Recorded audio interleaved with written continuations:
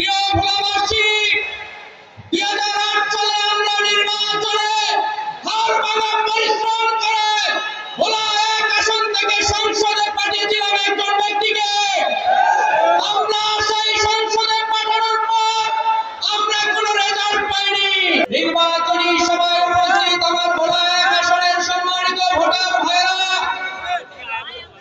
আমরা আজকে এখানে একত্রিত হয়েছি 11 জন বাংলাদেশ